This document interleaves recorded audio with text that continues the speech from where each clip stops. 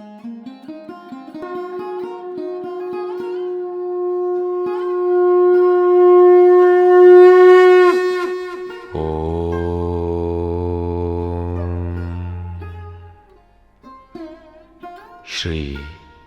परमात्मने नमः।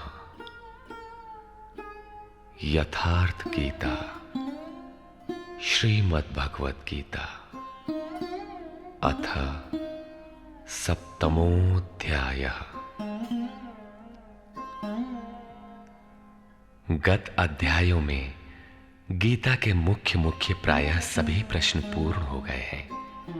निष्काम कर्म योग, ज्ञान योग, कर्म और यज्ञ का स्वरूप और उसकी विधि, योग का वास्तविक स्वरूप और उसका परिणाम, तथा अवतार, वर्ण संकर, सनातन आत्मस्थित महापुरुष के लिए भी लोक हितार्थ कर्म करने पर बल, युद्ध इत्यादि पर विशद चर्चा की गई। अगले अध्यायों में योगेश्वर श्री कृष्ण ने इन्हीं से संदर्भित अनेक पूरक प्रश्नों को लिया है, जिनका समाधान तथा अनुष्ठान आराधना में सहायक सिद्ध होगा।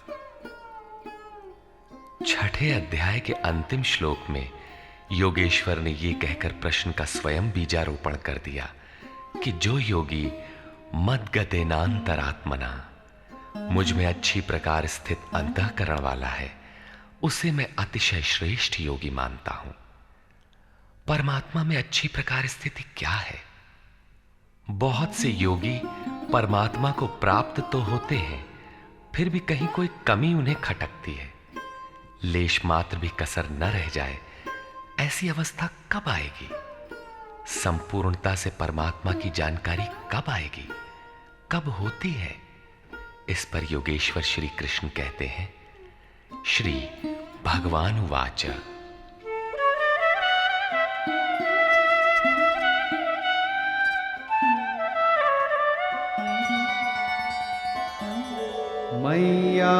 मय्यासक्तमनाः पार्थ योगं युञ्जन्मदाश्रयः असंशयं समग्रं मां यथा ज्ञास्यसि तच्छृणु। पार्थ, तू मुझ में आसक्त हुए मन वाला, बाहरी नहीं अपितु मदाश्रय अर्थात मेरे परायण होकर योग में लगा हुआ, छोड़कर नहीं, मुझको जिस प्रकार संशय रहित जानेगा उसको सुन, जिसे जानने के पश्चात लेश मात्र भी संशय न रह जाए। विभूतियों की उस समग्र जानकारी पर पुनः बल देते हैं। ज्ञानं तेहं सविज्ञानम् इदं वक्ष्याम्यशेषतः यज्ज्ञात्वा नेह भूयोऽन्यत् ज्ञातव्यमवशिष्यते। मैं तेरे लिए इस विज्ञान सहित ज्ञान को संपूर्णता से कहूंगा। पूर्ति काल में यज्ञ जिसकी सृष्टि करता है, उस अमृत तत्व की प्राप्ति के साथ मिलने वाली जानकारी का नाम ज्ञान है। परम तत्व परमात्मा की प्रत्यक्ष जानकारी का नाम ज्ञान है। महापुरुष को एक साथ सर्वत्र कार्य करने की जो क्षमता मिलती है, वो विज्ञान है। कैसे वो प्रभु एक साथ सबके हृदय में कार्य करता है, किस प्रकार वो उठाता, बैठाता और प्रकृति के द्वंद्व से निकालकर स्वरूप तक की दूरी तय करा लेता है, उनकी इस कार्य प्रणाली का नाम विज्ञान है।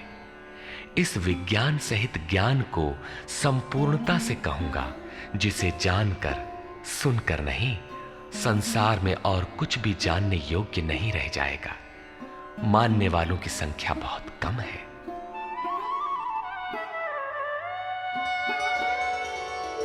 मनुष्याणां सहस्रेषु कश्चिद्यतति सिद्धये यततामपि सिद्धानां कश्चिन्मां वेत्ति तत्वतः।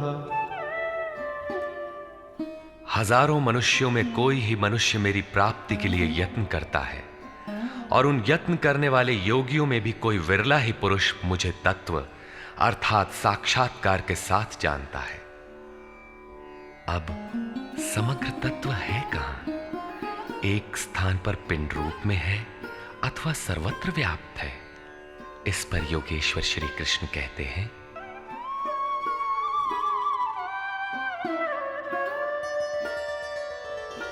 भूमिरापो नलो वायुः खं मनो बुद्धिरेव च अहंकार इति यं मे भिन्ना प्रकृतिरष्टधा। अर्जुन, भूमि, जल, अग्नि, वायु और आकाश तथा मन, बुद्धि और अहंकार, ऐसे ये 8 प्रकार के भेदों वाली मेरी प्रकृति है। ये अष्टधा मूल प्रकृति है। अपरेयमितस्त्वन्यां प्रकृतिं विद्धि मे परां जीवभूतां महाबाहो ययेदं धार्यते जगत्। यम अर्थात ये 8 प्रकारों वाली तो मेरी अपरा प्रकृति है, अर्थात जड़ प्रकृति है। महाबाहु अर्जुन, इससे दूसरी को जीव रूप परा अर्थात चेतना प्रकृति जान, जिससे संपूर्ण जगत धारण किया हुआ है, वो है जीवात्मा। जीवात्मा भी प्रकृति के संबंध में रहने के कारण वो भी प्रकृति ही है। एतद्योनीनि भूतानि सर्वाणीत्युपधारय अहं कृत्स्नस्य जगतः प्रभवः प्रलयस्तथा। अर्जुन, ऐसा समझ के संपूर्ण भूत एतद्योनीनि, इन महाप्रकृतियों से परा और अपरा प्रकृतियों से ही उत्पन्न होने वाले हैं। यही दोनों एकमात्र योनि है। मैं संपूर्ण जगत की उत्पत्ति तथा प्रलय रूप हूं, अर्थात मूल कारण हूं। जगत की उत्पत्ति मुझसे है और प्रलय अर्थात विलय भी मुझ में है। जब तक प्रकृति विद्यमान है तब तक मैं ही उसकी उत्पत्ति हूं, और जब कोई महापुरुष प्रकृति का पार पा लेता है तब मैं ही महाप्रलय भी हूं, जो अनुभव में आता है। सृष्टि की उत्पत्ति और प्रलय के प्रश्न को मानव समाज ने कौतूहल से देखा है। विश्व के अनेक शास्त्रों में इसे किसी न किसी तरह समझने का प्रयास चला आ रहा है। कोई कहता है प्रलय में संसार डूब जाता है, तो किसी के अनुसार सूर्य इतना नीचे आ जाता है कि पृथ्वी जल जाती है। कोई इसी को कयामत कहता है कि इसी दिन सबका फैसला सुनाया जाता है, तो कोई नित्य प्रलय नैमित्तिक प्रलय की गणना में व्यस्त है। किंतु योगेश्वर श्री कृष्ण के अनुसार प्रकृति अनादि है, परिवर्तन होते रहे हैं, किंतु ये नष्ट कभी नहीं हुई। भारतीय धर्म ग्रंथों के अनुसार मनु ने प्रलय देखा था। इसके साथ 11 ऋषियों ने मत्स्य की सींग में नाव बांधकर हिमालय के एक उत्तुंग शिखर की शरण ली थी। लीलाकार श्री कृष्ण के उपदेशों एवं जीवन से संबंधित उनके समकालीन शास्त्र भागवत में मृकंड मुनि के पुत्र मार्कंडेय जी द्वारा प्रलय का आंखों देखा हाल प्रस्तुत है। वे हिमालय के उत्तर में पुष्पभद्रा नदी के किनारे रहते थे। भागवत के 12 स्कंद के 8वें और 9वें अध्याय के अनुसार शौनक आदि ऋषियों ने सूत जी से पूछा कि मार्कंडेय जी ने महाप्रलय में वट के पत्ते पर भगवान बाल मुकुंद के दर्शन किए थे, किंतु वे तो हमारे ही वंश के थे और हमसे कुछ ही समय पूर्व हुए थे। उनके जन्म के बाद न तो कोई प्रलय हुआ और न ही सृष्टि ही डूबी, सब कुछ यथावत है। तब उन्होंने कैसा प्रलय देखा? सूत जी ने बताया कि मार्कंडेय जी की प्रार्थना से प्रसन्न होकर नर नारायण ने उन्हें दर्शन दिया। मार्कंडेय जी ने कहा कि मैं आपकी वो माया देखना चाहता हूं जिससे प्रेरित होकर ये आत्मा अनंत योनियों में भ्रमण करता है। भगवान ने स्वीकार किया और एक दिन जब मुनि अपने आश्रम में भगवान के चिंतन में तन्मय हो रहे थे, तब उन्हें दिखाई पड़ा कि चारों ओर से समुद्र उमड़कर उनके ऊपर आ रहा है। उसमें मगर छलांगे लगा रहे थे। उनकी चपेट में ऋषि मार्कंडेय भी आ रहे थे। वे इधर उधर बचने के लिए भाग रहे थे। आकाश, सूर्य, पृथ्वी, चंद्रमा, स्वर्ग, ज्योतिष मंडल सभी उस समुद्र में डूब गए। इतने में मार्कंडेय जी को एक बरगद का पेड़ और उसके पत्ते पर एक शिशु दिखाई दिया। श्वास के साथ मार्कंडेय जी भी उस शिशु के उदर में चले गए और अपना आश्रम, सूर्यमंडल सहित सृष्टि को जीवित पाया और पुनः श्वास के साथ उस शिशु के उदर से वे बाहर आ गए। नेत्र खुलने पर मार्कंडेय ने अपने को उसी आश्रम में अपने ही आसन पर पाया। स्पष्ट है कि करोड़ों वर्ष के भजन के पश्चात उन मुनि ने ईश्वरीय दृश्य को अपने हृदय में देखा, अनुभव में देखा। बाहर सब कुछ ज्यों का त्यों था। अतः प्रलय योगी के हृदय में ईश्वर से मिलने वाली अनुभूति है। भजन की पूर्ति काल में योगी के हृदय में संसार का प्रवाह मिटकर अव्यक्त परमात्मा ही शेष बचता है। यही प्रलय है। बाहर प्रलय नहीं होता।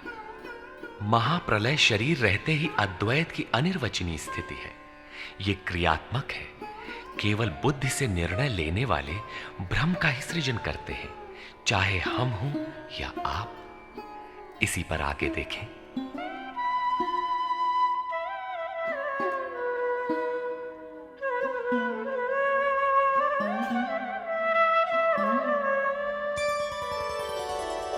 मत्तः परतरं नान्यत् किंचिदस्ति धनंजय, मयि सर्वमिदं प्रोतं सूत्रे मणिगणा इव। धनंजय, मेरे सिवाय किंचन मात्र भी दूसरी वस्तु नहीं है।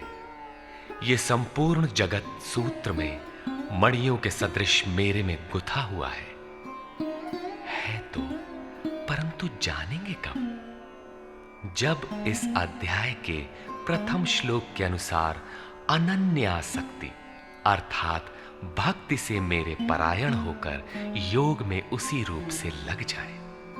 इसके बिना नहीं, योग में लगना आवश्यक है।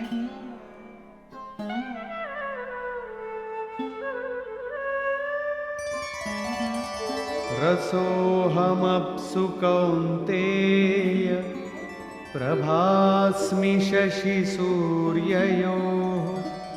प्रणवः सर्ववेदेषु शब्दः के पौरुषं ऋषु।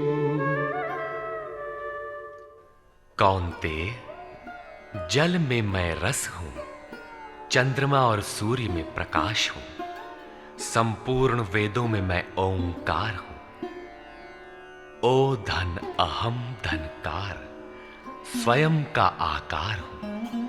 आकाश में शब्द और पुरुषों में पुरुष तत्व हूं, तथा मैं पुण्यो गंधः पृथिव्यां च तेजश्चास्मि विभावसौ, जीवनं सर्वभूतेषु तपश्चास्मि तपस्विषु।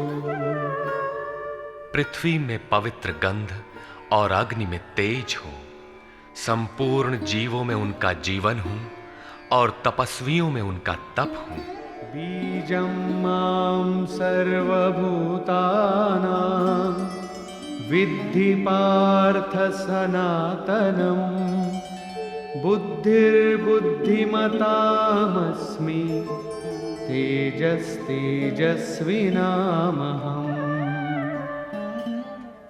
पार्थ, तू संपूर्ण भूतों का सनातन कारण अर्थात बीज मुझे ही जान। मैं बुद्धिमानों की बुद्धि और तेजस्वियों का तेज हूं। इसी क्रम में योगेश्वर श्री कृष्ण कहते हैं,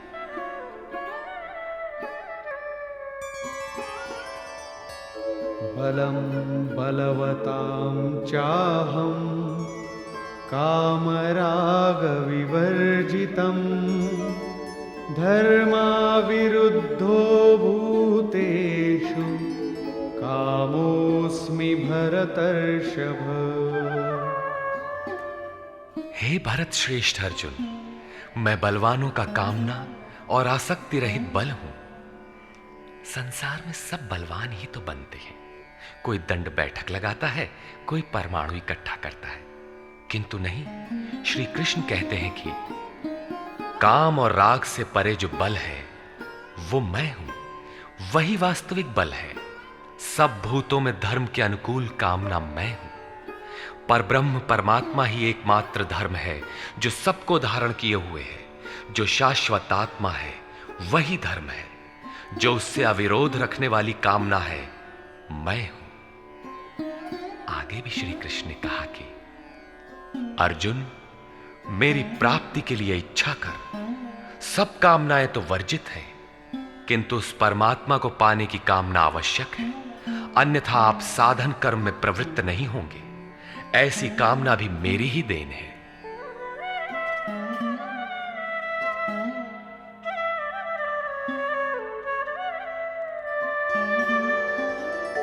ये चैव सात्विका भावा राजसास्तामसाश्च ये मत्त एवेति तान् विद्धि नत्वहं तेषु ते मयि।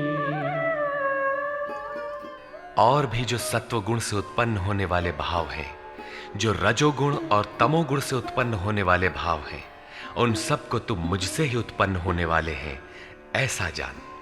परंतु वास्तव में उनमें मैं और वे मेरे में नहीं हैं, क्योंकि न मैं उनमें खोया हूं और न वे ही मुझ में प्रवेश कर पाते हैं। क्योंकि मुझे कर्म से स्पृहा नहीं है, मैं निर्लेप हूं, मुझे इनमें कुछ पाना नहीं है, इसलिए मुझ में प्रवेश नहीं कर पाते।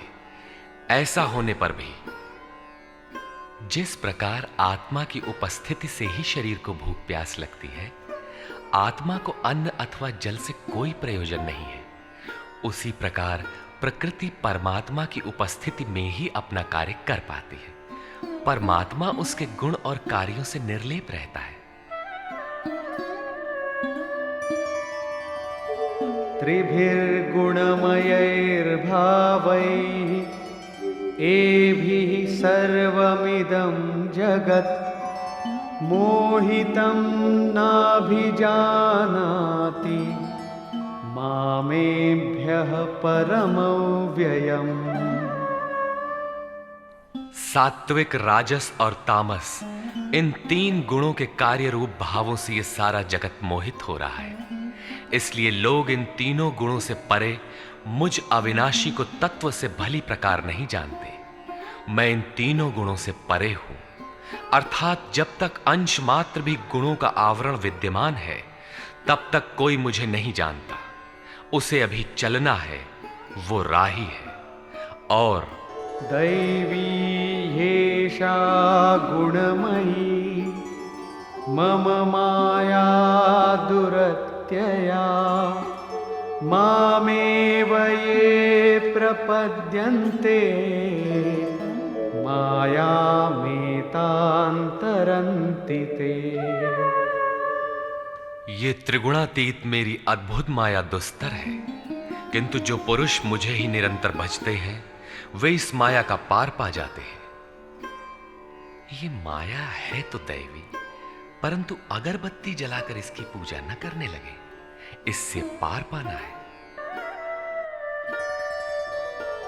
न मां दुष्कृतिनो मूढाः प्रपद्यन्ते नराधमाः मायया परितज्ञानाः आसुरं भावमाश्रिताः। जो मुझे निरंतर भजते हैं वे जानते हैं, फिर भी लोग नहीं भजते। माया द्वारा जिनका ज्ञान अपहरण कर लिया गया है, जो आसुरी स्वभाव को धारण किए हुए मनुष्यों में अधम काम क्रोधादि दुष्कृतियों को करने वाले मूढ़ लोग मुझे नहीं भजते, तो भजता कौन है? चतुर्विधा भजन्ते मां जनाः सुकृतिनोऽर्जुन आर्तो जिज्ञासुरर्थार्थी ज्ञानी च भरतर्षभ। हे भरत श्रेष्ठ अर्जुन, सुकृतिनः उत्तम अर्थात नियत कर्म, अर्थात जिसके परिणाम में श्रेय की प्राप्ति हो उसको करने वाले, अर्थार्थी अर्थात सकाम, आर्तः अर्थात दुख से छूटने की इच्छा वाले, जिज्ञासु अर्थात प्रत्यक्ष रूप से जानने की इच्छा वाले, और ज्ञानी अर्थात जो प्रवेश की स्थिति में है। इन चारों प्रकार के भक्तजन मुझे भजते हैं। अर्थ वो वस्तु है जिससे हमारे शरीर अथवा संबंधों की पूर्ति हो। इसलिए अर्थ, कामनाएं सब कुछ पहले तो भगवान द्वारा पूर्ण होती है। भगवान श्री कृष्ण कहते हैं कि मैं ही पूर्ण करता हूं, किंतु इतना ही वास्तविक अर्थ नहीं है। आत्मिक संपत्ति ही स्थिर संपत्ति है, यही अर्थ है।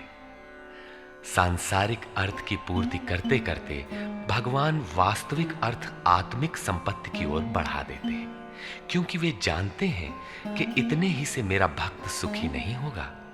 इसलिए वे आत्मिक संपत्ति भी उसे देने लगते हैं।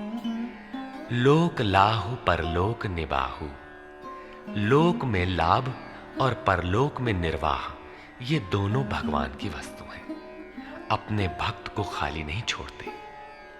आर्त, जो दुखी हो, जिज्ञासु, समग्रता से जानने की इच्छा वाले जिज्ञासु मुझे भजते हैं। साधना की परिपक्व अवस्था में दिग्दर्शन अर्थात प्रत्यक्ष दर्शन की अवस्था वाले ज्ञानी भी मुझे भजते हैं।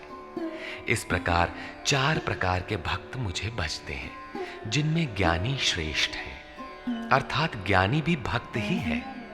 इन सब में भी तेषां ज्ञानी नित्ययुक्त एकभक्तिर्विशिष्यते प्रियो हि ज्ञानिनोत्यर्थम् अहं स च मम प्रियः।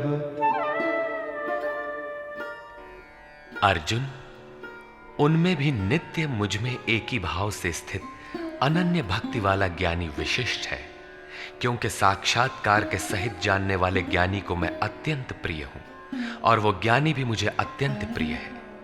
वो ज्ञानी मेरा ही स्वरूप है। उदाराः सर्व एवैते ज्ञानी त्वात्मैव मे मतम् आस्थितः स हि युक्तात्मा मामेवानुत्तमां गतिम्। यद्यपि ये चारों प्रकार के भक्त उदार ही हैं, कौन सी उदारता कर दी? क्या आपकी भक्ति करने से भगवान को कुछ मिल जाता है? क्या भगवान में कोई कमी है जिसे आपने पूरा कर दिया? नहीं, वस्तुतः वही उदार है जो अपने आत्मा को अधोगति में न पहुंचाए, जो उसके उद्धार के लिए अग्रसर है। इस प्रकार ये सब उदार है। परंतु ज्ञानी तो साक्षात मेरा स्वरूप ही है, ऐसी मेरी मान्यता है, क्योंकि वो स्थिर बुद्धि ज्ञानी भक्त सर्वोत्तम गति स्वरूप मुझ में ही स्थित है। अर्थात वो मैं हूं, वो मुझ में है, मुझ में और उसमें कोई अंतर नहीं है।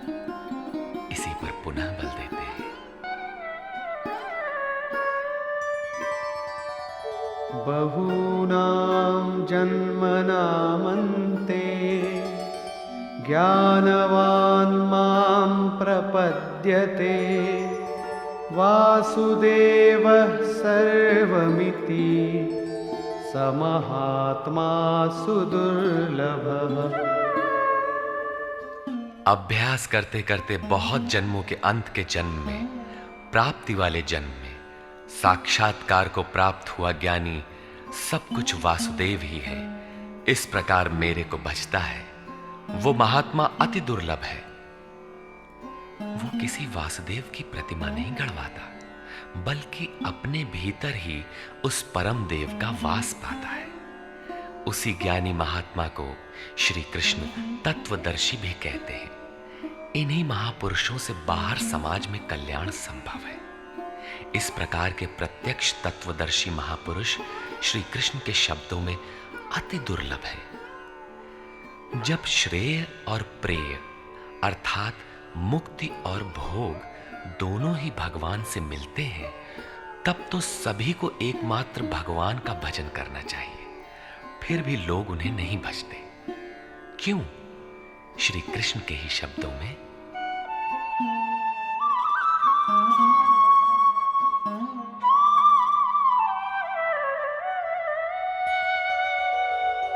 कामैस्तैस्तैर्हितज्ञानाः प्रपद्यन्तेऽन्यदेवताः तन्तन्नियममास्थाय प्रकृत्या नियताः स्वया।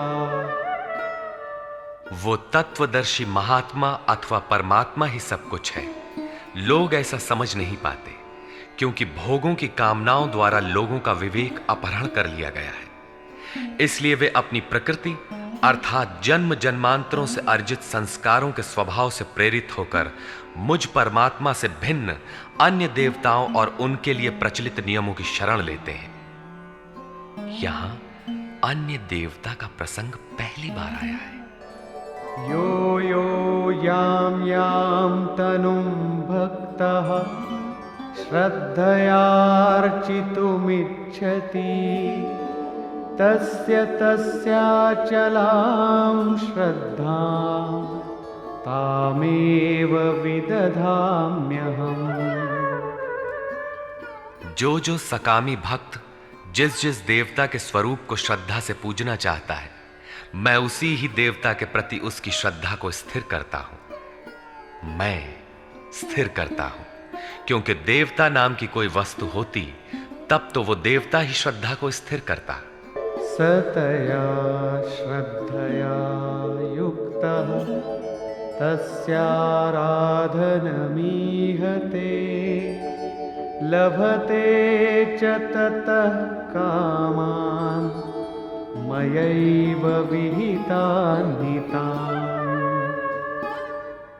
वो पुरुष उस श्रद्धा से युक्त होकर उस देव विग्रह के पूजन में तत्पर होता है और उस देवता के माध्यम से मेरे ही द्वारा निर्मित उन इच्छित भोगों को निसंदेह प्राप्त होता है। भोग कौन देता है? मैं ही देता हूं। उसकी श्रद्धा का परिणाम है भोग, न कि किसी देवता की देन।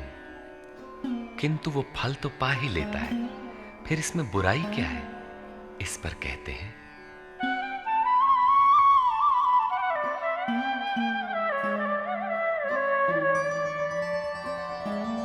अन्तवत्तु फलं तेषां तद्भवत्यल्पमेधसां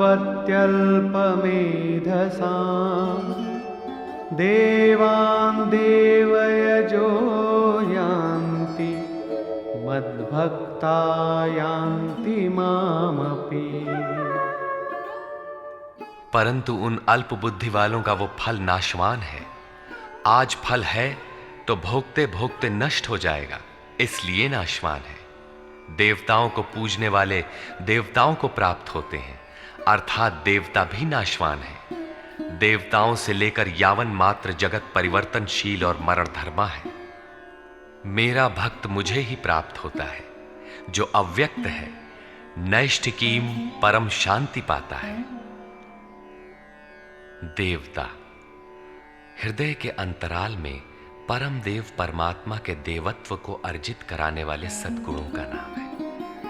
थी तो ये अंदर की वस्तु, किंतु कालांतर में लोगों ने भीतर की वस्तु को बाहर देखना प्रारंभ कर दिया। मूर्तियां गढ़ ली, कर्मकांड रच डाले और वास्तविकता से दूर खड़े हो गए। श्री कृष्ण ने इस भ्रांति का निराकरण उपर्युक्त 4 श्लोकों में किया। गीता में पहली बार अन्य देवताओं का नाम लेते हुए उन्होंने कहा कि देवता होते ही नहीं, लोगों की श्रद्धा जहां झुकती है वहां मैं ही खड़ा होकर उनकी श्रद्धा को पुष्ट करता हूं और मैं ही वहां फल भी देता हूं।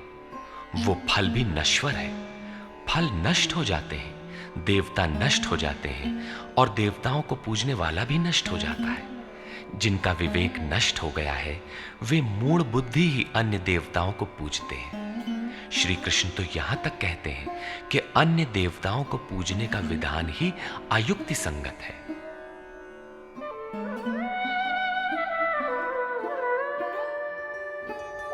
अव्यक्तं व्यक्तिमापन्नं मन्यन्ते माम बुद्धयः परं भावमजानन्तो ममाव्ययमनुत्तमम्। यद्यपि जब देवताओं के नाम पर देवता नाम की कोई वस्तु है ही नहीं, जो फल मिलता है वो भी नाशवान है, फिर भी सब लोग मेरा भजन नहीं करते, क्योंकि बुद्धिहीन पुरुष अर्थात कामनाओं द्वारा जिनका ज्ञान अपहृत हो गया है वे मेरे सर्वोत्तम, अविनाशी और परम प्रभाव को भली प्रकार नहीं जानते। इसलिए वे मुझ अव्यक्त पुरुष को व्यक्ति भाव को प्राप्त हुआ मानते हैं, मनुष्य मानते हैं। अर्थात श्री कृष्ण भी मनुष्य शरीरधारी योगी थे, योगेश्वर थे। जो स्वयं योगी हो और दूसरों को भी योग प्रदान करने की जिनमें क्षमता हो उन्हें योगेश्वर कहते हैं। साधना के सही दौर में पड़कर क्रमशः उत्थान होते होते महापुरुष भी उसी परम भाव में स्थित हो जाते हैं। शरीरधारी होते हुए भी वे उसी अव्यक्त स्वरूप में स्थित हो जाते हैं। फिर भी कामनाओं से विवश मंद बुद्धि के लोग उन्हें साधारण व्यक्ति ही मानते हैं।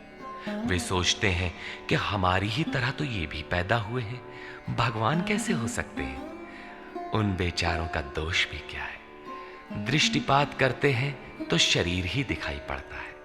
वे महापुरुष के वास्तविक स्वरूप को देख क्यों नहीं पाते। इस पर योगेश्वर श्री कृष्ण से ही सुने।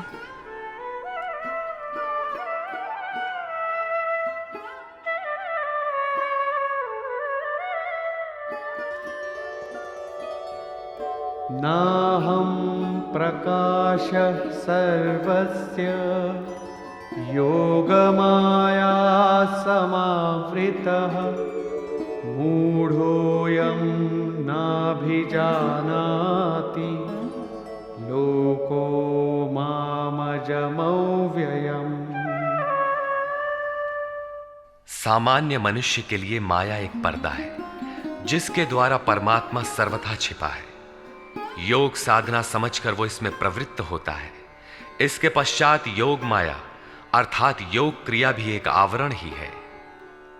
योग का अनुष्ठान करते करते उसकी पराकाष्ठा योगारूढ़ता आ जाने पर वो छिपा हुआ परमात्मा विदित होता है। योगेश्वर कहते हैं कि मैं अपनी योग माया से ढका हुआ हूं। केवल योग की परिपक्व अवस्था वाले ही मुझे यथार्थ देख सकते हैं। मैं सबके लिए प्रत्यक्ष नहीं हूं। इसलिए ये अज्ञानी मनुष्य मुझ जन्म रहित अर्थात जिसे अब जन्म नहीं लेना है, अविनाशी अर्थात जिसका नाश नहीं होना है, अव्यक्त स्वरूप अर्थात जिसे पुनः व्यक्त नहीं होना है, को नहीं जानता। अर्जुन भी श्री कृष्ण को अपनी ही तरह मनुष्य मानता था। आगे उन्होंने दृष्टि दिया तो अर्जुन गिड़गिड़ाने लगा, प्रार्थना करने लगा। वस्तुतः अव्यक्त स्थित महापुरुष को पहचानने में हम लोग प्रायः अंधे ही हैं। आगे कहते हैं,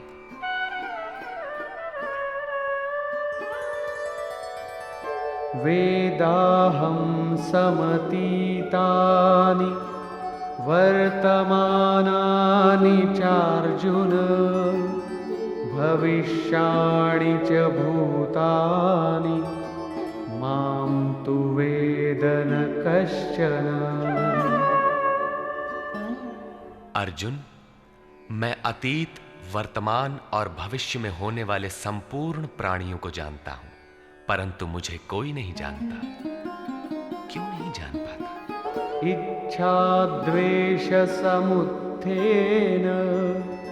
द्वन्द्वमोहेन भारत सर्वभूतानि सम्मोहम् सर्गे यान्ति परन्तप। भरतवंशी अर्जुन, इच्छा और द्वेष अर्थात राग द्वेषादि द्वंद्व के मोह से संसार के संपूर्ण प्राणी अत्यंत मोह को प्राप्त हो रहे हैं, इसलिए मुझे नहीं जान पाते। तो क्या कोई जानेगा ही नहीं? योगेश्वर श्री कृष्ण कहते हैं,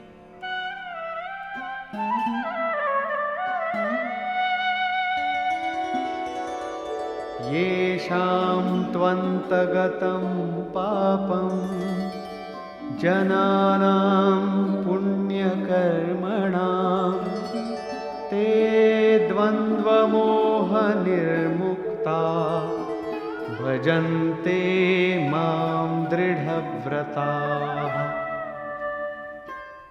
परंतु पुण्य कर्म अर्थात जो संस्कृति का अंत करने वाला है, जिसका नाम कार्यम कर्म, नियत कर्म, यज्ञ की प्रक्रिया कहकर बारंबार समझाया है, उस कर्म को करने वाले जिन भक्तों का पाप नष्ट हो गया है, वे राग द्वेषादि द्वंद्व के मोह से भली प्रकार मुक्त होकर व्रत में दृढ़ रहकर मुझे भजते हैं।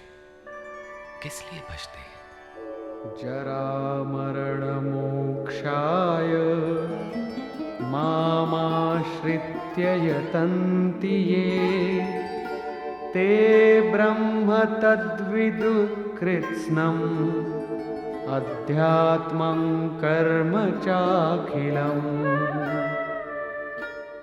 जो मेरी शरण होकर जरा और मरण से मुक्ति पाने के लिए प्रयत्न करते हैं, वे पुरुष उस ब्रह्म को, संपूर्ण अध्यात्म को और संपूर्ण कर्म को जानते हैं, और इसी क्रम में साधिभूताधिदैवं मां साधियज्ञं च ये विदुः प्रयाणकालेऽपि च मां ते विदुर्युक्तचेतसः। जो पुरुष अधिभूत, अधिदैव तथा अधियज्ञ के सहित मुझे जानते हैं, मुझ में समाहित चित्त वाले वे पुरुष अंतकाल में भी मुझको ही जानते हैं, मुझ में ही स्थित रहते हैं और सदैव मुझे प्राप्त रहते हैं।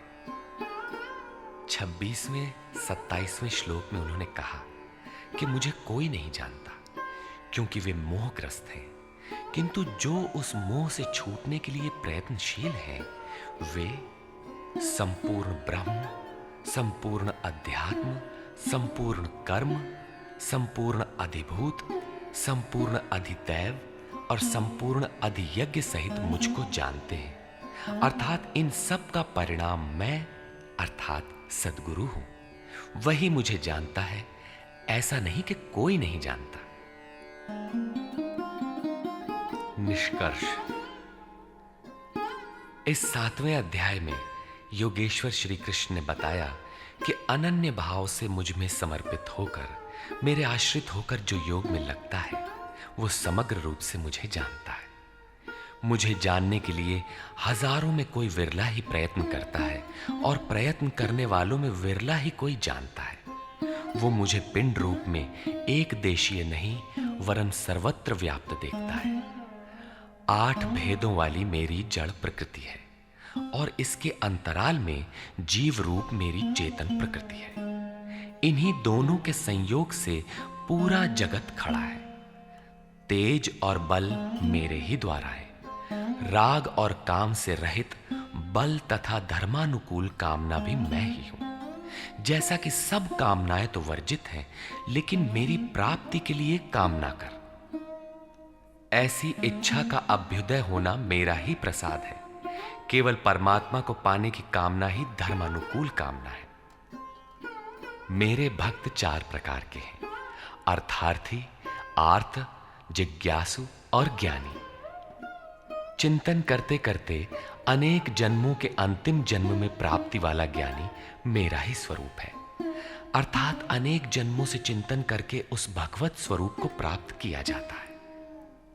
राग द्वेष के मोह से आक्रांत मनुष्य मुझे कदापि नहीं जान सकते, किंतु राग द्वेष के मोह से रहित होकर जो नियत कर्म, जिसे संक्षेप में आराधना कह सकते हैं, उसका चिंतन करते हुए जरा मरण से छूटने के लिए प्रयत्नशील हैं, वे पुरुष संपूर्ण रूप से मुझे जान लेते हैं।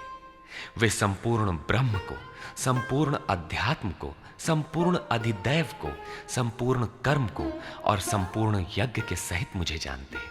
वे मुझ में प्रवेश करते हैं और अंत काल में भी मुझको ही जानते हैं, अर्थात फिर कभी वे विस्मृत नहीं होते। इस अध्याय में परमात्मा की समग्र जानकारी का विवेचन है। अतः ओम तत्सदिति श्रीमद्भगवद्गीतासूपनिषत्सु ब्रह्म विद्यायाम योग शास्त्रे श्री कृष्णार्जुन संवादे समग्र बोधः नाम सप्तमोऽध्यायः। हरि ओम तत्सत्।